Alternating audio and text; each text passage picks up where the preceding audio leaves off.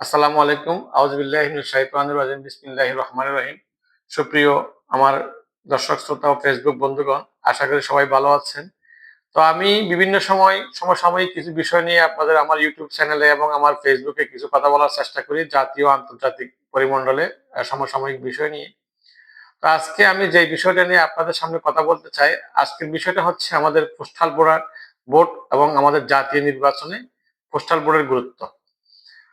সম্মানিত ফেসবুক বন্ধুগণ, আপনারা জানেন আগামী 12ই ফেব্রুয়ারি আমাদের দেশে অনুষ্ঠিত হতে যাচ্ছে ঐতিহাসিক জাতীয় নির্বাচন এবং ত্রয়োদশ জাতীয় নির্বাচন। স্বাধীনতা পরবর্তীতে এবং আমাদের এই নির্বাচনটা অত্যন্ত গুরুত্বপূর্ণ। আপনারা জানেন আমাদের 2024 সালের বিশেষ একটা প্রেক্ষাপট অতিক্রম করে আমরা 24শে জুলাই আমরা 5ই আগস্টের যে একটা প্রেক্ষাপট পরিবর্তনের মাধ্যমে আমরা নতুন একটা যুগে নতুন একটা বাংলাদেশে আমরা পদার্পণ করেছি। এই নতুন বাংলাদেশে নতুন যুগে তারুণ্যের প্রত্যাশা নিয়ে অনুষ্ঠিত হতে যাচ্ছে আমাদের ত্রয়োদশ জাতীয় নির্বাচন। আপনারা জানেন আমাদের ইতিমধ্যে আপনারা সবাই মিডিয়ার মাধ্যমে জানতে পেরেছেন আমাদের দেশে পোস্টাল ভোটের সংখ্যা হচ্ছে এবছর 15 লক্ষ প্রায় 30,000-এর উপরে। তো এটা যদিও সংখ্যাতে আমরা জাতীয় টোটাল ভোটারের 1%, এই 1% ভোট কিভাবে মানুষকে এবং আমাদের আজকের এবং আমাদের আগামী নির্বাচনে প্রভাব পড়বে, আমি সেই বিষয়ে দুটো কথা বলতে চাই। আপনারা জানেন আমরা যে নির্বাচনগুলো আমাদের দেশে 1991, 96 কিংবা 2001, 2008 সালে অনুষ্ঠিত হয়েছিল, বিগত দুইটা নির্বাচন বাদ দিলে ওই নির্বাচনগুলো হয়েছিল অত্যন্ত প্রতিযোগিতাপূর্ণ। এখানে এমনও কিছু বাংলাদেশের সংসদীয় আসন আছে যেগুলোর প্রতিদ্বন্দ্বী প্রার্থীর সাথে ব্যবধান ছিল মাত্র 4-5 হাজার এরকম। একটা সমীক্ষা দেখা গেছে 2008 সালে, আমি সর্বশেষটা বলি, 2008 সালে প্রায় 55টি আসনের মধ্যে ব্যবধান ছিল যা 10,000-এর নিচে, 5,000, 7,000 এভাবে এই মানে প্রতিদ্বন্দ্বী প্রার্থীর সাথে বিজয়ী প্রার্থীর ব্যবধান ছিল। এইবারে আমাদের যে নির্বাচন হতে যাচ্ছে, এখানে একটা ঐতিহাসিক বিষয় হচ্ছে আমাদের পোস্টাল ভোট। পোস্টাল ভোটের ধারণাটা আগেও ছিল, কিন্তু এটা অত বেশি কার্যকর ছিল না। বিশেষ করে আমাদের যে প্রবাসীদের ভোটার, এটা আমাদের দেশে ইতিপূর্বে কখনো দেওয়ার সুযোগ হয়নি। আপনারা জানেন এবং জেনে খুশি হবেন, এই বছর প্রবাসীরা এবং যারা নির্বাচন সংশ্লিষ্ট কাজে জড়িত থাকবে, আমাদের সেনাবাহিনী, answer, BDR, BGB, police, RAB কিংবা নির্বাচন কমিশনার সহ সংশ্লিষ্ট সবাই আবার একটা পোস্টাল ভোটের মাধ্যমে ওরা ভোট দেওয়ার সুযোগ পেয়েছে এবং এটা আমাদের দেশের জন্য নতুন ধারণা। নতুন ধারণা আগেও ছিল, কার্যকরে ছিল না। এটা এই নির্বাচনে এটার ফলাফল যে কিভাবে প্রভাব পড়বে জাতীয় নির্বাচনে, সেই বিষয়ে আমি দুটো বিষয় আলোকপাত করতে চাই। আপনারা শুনে খুশি হবেন, আমাদের দেশে 7,70,000 প্রবাসী ইতিমধ্যে পোস্টাল ভোটের জন্য রেজিস্ট্রেশন করেছে এবং আমাদের বিগত কিছুদিন থেকে আমাদের পোস্টাল ভোট ওদের কাছে পৌঁছে গেছে এবং 7,66,000 আমরাই পোস্টাল ভোট ইতিমধ্যে আমাদের প্রবাসী বাইরে পেয়েছেন।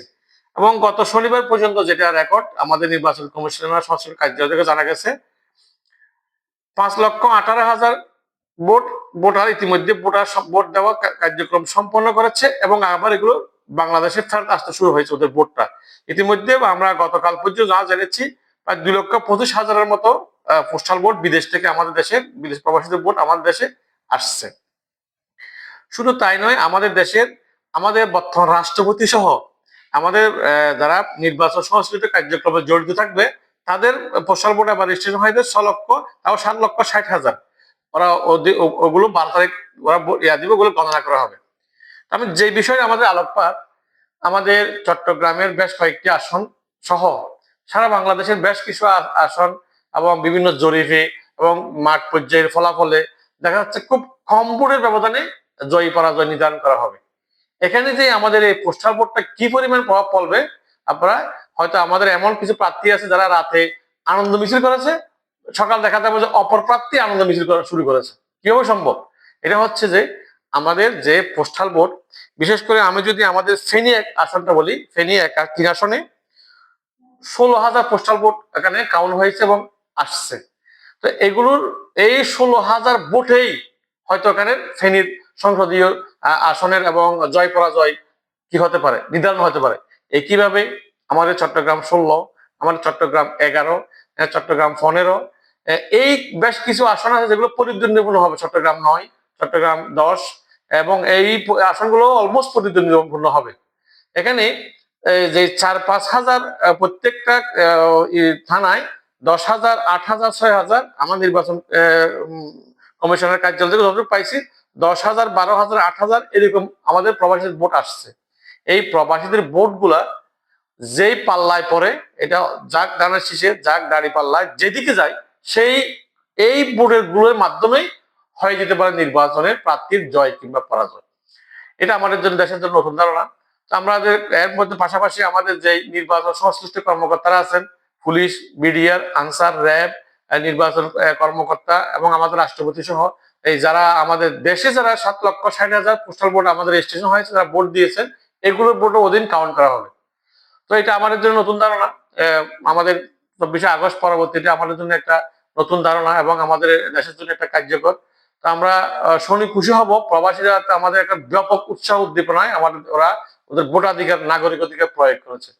তো আমরা আশা করি এই পোস্টাল ভোটটা আমাদের দেশে যথাযথ আসবে এবং যথাযথ কাউন্ট হবে, এবং এইটা এবং প্রবাসীদের এবং আমাদের যারা নির্বাচনী কর্মকর্তাদের উপরে মূল্যায়ন হবে।